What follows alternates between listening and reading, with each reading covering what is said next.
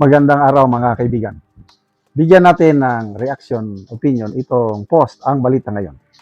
Ridon, hinamon ang depensa na galingan pa. Hinamon ni House Prosecutor at Bicol Saro Representative Terry Ridon ang kampo ni BP Sara matapos ang mga argumento ng depensa sa nagpapatuloy na impeachment trial. Sabi niya, yun na ba yung best nyo? Wow. Galingan nyo pa ng kaunti. Kasi, even if they raise document discrepancies, it did not diminish the threat itself. Ito, palusot na doon sa sablay na testimonyo ni Atty. Loto. No, galingan nyo pa daw. Hindi importante yung discrepancy sa dokumento. Ang galing naman, ano? Palusot ni Ridon. Ano ba? Iginiit niya na nananatiling pangunahing usapin ang umano'y pagbabanta ni BP Sara sa Pangulo, House Speaker at First Lady, anuman ang mga isyong ibinangon ng depensa hinggil sa mga dokumentong iniharap. Ang pinag-uusapan pa rin natin dito, yung pagbabanta ng pangalawang Pangulo sa Pangulo, House Speaker at First Lady, hindi na nagbabago yun. Correct. Grave threat ang issue. Ang banta, si BP Sara,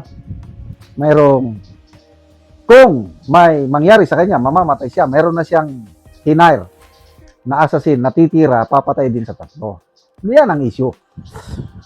So, ang tanong ngayon, Honorable Ridon, meron ba kayong maipresent na testigo na magpapatunay na meron ngang hired assassin? Yun ang importante. As of now, wala pa. May nabasa akong post ni Kipicho. Ganito, si US President Donald Trump, meron siyang statement. If I am assassinated by Iran, you know what to do. Bomb them. Ganon.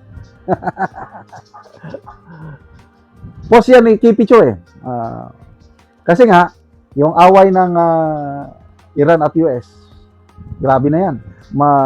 Kailan ba yun? Noong 2024, nung inassassinate si President Donald Trump, yung lumingo lang siya at tenga ang teorya, ito theory lang parang nabasa ko lang. Baka Iran ang may kagagawan, although hindi pa naman napatunayan. Kailan, suspect ang Iran. Kasi ang Iran gusto niya talagang mawala si Trump. So, ang tanong ni Kipicho kay Congressman Luistro, grave threat din ba ito?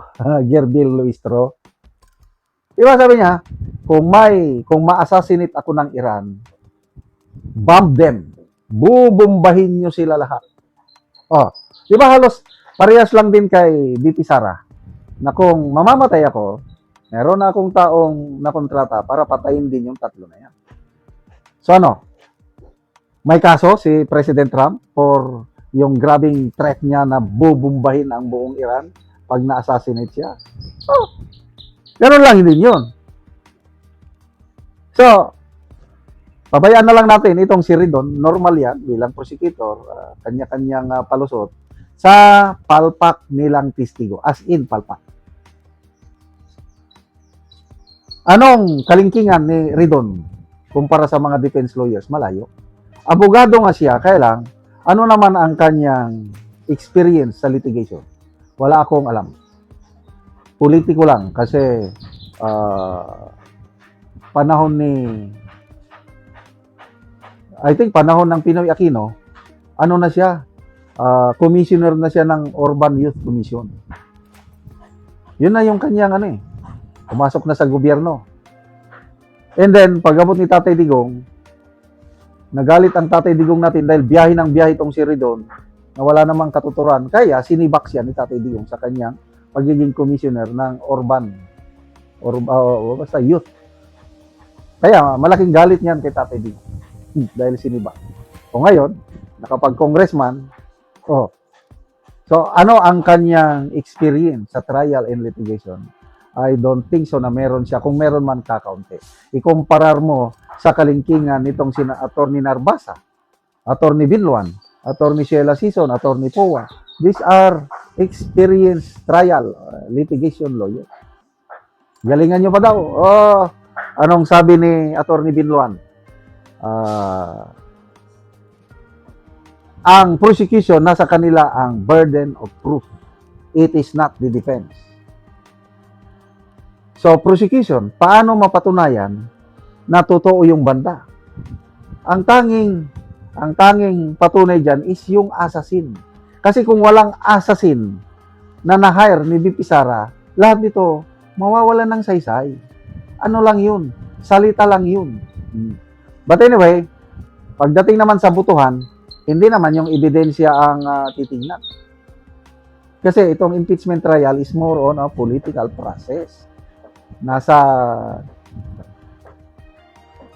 Kung ang Senator Judge is Maca Duterte, bubuto siya talaga ng acquittal. Kung ang Senator Judge is galit kay Duterte, bubuto siya ng conviction. Ganyan lang yan. Hindi na nadadala sa bigat ng ebidensya. Salamat mga kaibigan sa inyong pagsubaybay sa channel nito. Nakakatulong kayo ng malaki sa tribong Kalandig ng Bukidnon dahil ang sweldo natin sa channel nito is pantulong sa tribo. Namimigay tayo ng libreng yero at pako para makapagpatayo naman sila ng mas maayos na tirahan. Panoorin nyo ang video na ito. Naanak ko diri sa balay ni Roslyn Tumloan. So, taga Masimag, Purok 3, Tagbak, Talakag, Bukidnon. So, muna ni siya ang itsura sa iyang atop nga mga buslot na kaayo. So, muna ni siya ang natagaan na mo og gero nga napulo ka buok nga digis. Sumpay lang daw ni ilang atop. So mag-atop na ni sila karon sa gitabang sa ilaha nga yero. So muna ni ang yero nga gitabang.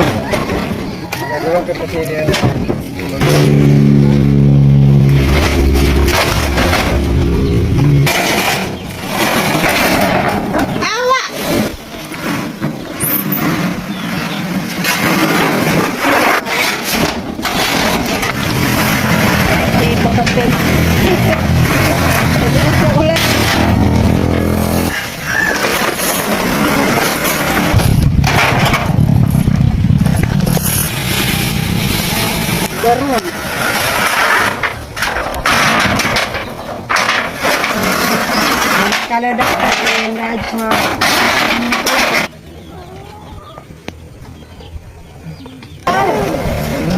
di ulusang kita